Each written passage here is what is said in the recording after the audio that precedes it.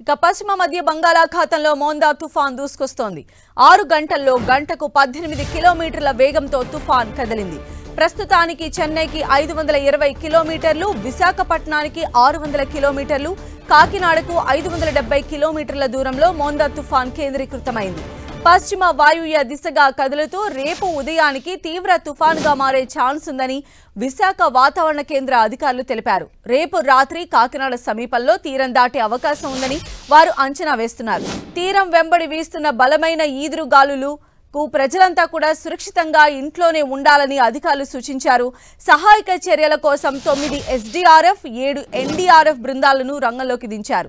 ఇవాళ కాకినాడ, కోనసీమ, పశ్చిమ గోదావరి, కృష్ణా, బాపట్ల, ప్రకాశం, నెల్లూరు జిల్లాల్లో భారీ నుంచి అతి భారీ వర్షాలు కురవనున్నాయని వాతావరణ శాఖ తెలిపింది.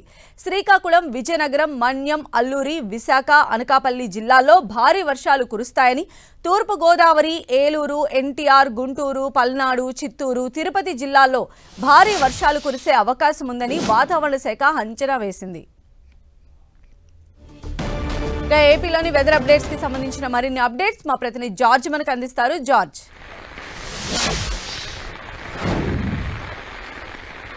ఉదయం నుంచి కూడా ఈ మోందా తుఫాను ప్రభావం అనేది కనిపిస్తుందనే చెప్పుకోవాలి. రాష్ట్ర వ్యాప్తంగా కూడా చాలా చోట్ల విస్తారంగా ఉదయం నుంచి ఎడతెరపు లేకుండా వర్షాలు కురుస్తున్నాయి. మరొక వైపు భీకరమైన గాలుల వేగం కూడా కనిపిస్తూ ఉన్న పరిస్థితి అయితే ఇక్కడ ఉంది. అయితే గడిచిన 6 గంటల్లో గంటకు 18 కిలోమీటర్ల వేగంతో ఇది అయితే పయనిస్తూ ఉంది. గంటకు కూడా వేగాన్ని పెంచుకుంటూ ఈ మోందా తుఫాన్ అనేది దూసుకు వస్తూ ఉంది. ఇది ప్రస్తుతానికి చెన్నైకు 520 కిలోమీటర్లు, కాకినాడకు 570 కిలోమీటర్లు, విశాఖపట్నానికి 600 కిలోమీటర్ల దూరంలో కేంద్రీకృతమైంది. అయితే ఇది రేపు సాయంత్రానికి తీరం దాటే అవకాశాలు ఉన్నట్లు వాతావరణ శాఖ అధికారులు అంచనా వేస్తూ ఉన్నారు. అత్యంత దగ్గరకు వస్తూ ఉన్న కొలది దీని ప్రభావం అనేది రాష్ట్ర వ్యాప్తంగా చూపిస్తున్న పరిస్థితి అయితే నెలకొని ఉంది. ముఖ్యంగా చూసుకున్నట్లయితే కనుక ఇటు ఉత్తరాంధ్ర నుంచి అటు నెల్లూరు వరకు, అంటే రాయలసీమ వరకు కూడా దీని ప్రభావం అనేది కనిపిస్తూ ఉంది. అన్ని చోట్ల కూడా ముఖ్యంగా ఉభయ గోదావరి జిల్లాల్లో భారీ నుంచి అత్యంత భారీ వర్షాలు, ఇటు ఉత్తరాంధ్ర జిల్లాల్లో మోస్తారు నుంచి భారీ వర్షాలు అనేవి కురుస్తూ ఉన్నాయి. అంతేకాకుండా గాలుల వేగం సైతం కూడా అత్యంత వేగంగా వీస్తూ ఉన్న పరిస్థితి అయితే కనిపిస్తూ ఉంది. అంతే మరో ముఖ్యంగా చూసుకున్నట్టయితే కనుక ఈ తుఫాను నేపథ్యంలోనే ఎక్కడికక్కడే అధికారులంతా కూడా అప్రమత్తమయ్యారు. అన్ని జిల్లా కలెక్టరేట్ లో సైతం కూడా కమాండ్ కంట్రోల్ రూమ్ ఏర్పాటు చేయడం జరిగింది. అంతేకాకుండా మున్సిపాలిటీల్లో సైతం కూడా ఈ కమాండ్ కంట్రోల్ రూమ్ లో ఏర్పాటు చేశారు. ప్రజలకు ఎప్పుడు ఏ సాయమైనా కూడా అందించేందుకైతే అధికార యంత్రాంగం అంతా కూడా సంసిద్ధమైంది. అయితే ఇప్పటికే చూసుకున్నట్లయితే కనుక ముందస్తుగానే గత 3 రోజుల నుంచి సైతం కూడా వాతావరణ అధికారులు ఇటు రాష్ట్ర ప్రభుత్వం సైతం కూడా హెచ్చరికలు జారీ చేసిన నేపథ్యంలో ఇక్కడ EPDCL సైతం కూడా అప్రమత్తమైంది. విద్యుత్తుకు ఎటువంటి అంతరాయం కలగకుండా ఉండేందుకు దాదాపుగా ఇప్పటికే 10,000 కరెంటు పోల్ను సైతం కూడా ప్రభావిత ప్రాంతాలు ఏవైతే ఉన్నాయో ఆ ప్రభావిత ప్రాంతాలకు తరలించారు. అంతేకాకుండా 11 జిల్లాల్లో ఏదైతే EPDCL పరిధి అనేది 11 జిల్లాల్లో ఉంటుందో 11 జిల్లాల్లో సైతం కూడా అధికారుల యొక్క ఫోన్ నెంబర్లు అందుబాటులో ఉంచారు. ఎక్కడ విద్యుత్ అంతరాయం ఏర్పడినప్పటికీ కూడా అక్కడ తక్షణ సహాయం అందించేందుకు సైతం కూడా అధికారులు సిద్ధంగా ఉన్నారనే చెప్పుకోవాలి. మరి ముఖ్యంగా ఇక తూర్పు కోస్తా రైల్వేకు సంబంధించి ఎప్పటికప్పుడే మానిటరింగ్ చేస్తూ ఉంది. ఎప్పుడు ఏ సహాయం కావాలన్నప్పటికీ కూడా ఇటు ట్రాకులు పునరుద్ధరణకైతేనేమి కానీ, ట్రాకులు దెబ్బతిన్నప్పుడు వాటిని మరమ్మతులు చేయడానికి కానీ సిబ్బందిని అంతా కూడా రెడీగా ఉంచారు.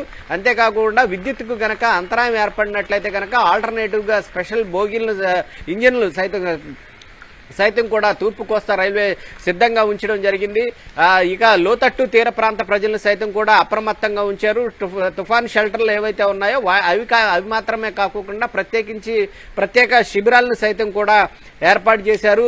ఈ తుఫాన్ను ఎదుర్కొనేందుకు మాత్రం అధికార యంత్రాంగం అంతా కూడా సంసిద్ధంగా ఉందనే చెప్పుకోవాలి. అయితే ఈ తుఫాను ఎక్కడైతే అంటే కాకినాడ పరిధిలో ఇది తీరం దాటుతూ ఉంది కాబట్టి అక్కడ నుంచి ఇటు దక్షిణ ఒడిశా వరకు కూడా దీని ప్రభావం ఉంటుందని వాతావరణ శాఖ అధికారులు చెప్తూ ఉన్నారు. దక్షిణ ఒడిశా వరకు దీని ప్రభావం ఉంటుంది కాబట్టి ఆయా ప్రాంత ప్రజలంతా కూడా సాధ్యమైనంత వరకు కూడా బయటకు రాకూడదనే చెప్తూ ఉన్నారు. మరి ముఖ్యంగా ఇటు మూగజీవాలు ఏవైతే ఉన్నాయో ఆ మూగజీవాలు సైతం కూడా షెడ్లకే పరిమితం చేసి ఉంచడం మంచిదని వాతావరణ శాఖ అధికారులు ఇప్పటికే తెలిపిన నేపథ్యంలో అధికారులు సైతం కూడా ఆ రైతులను సైతం కూడా అలర్ట్ చేస్తూ ఉన్న పరిస్థితి కనిపిస్తూ ఉంది.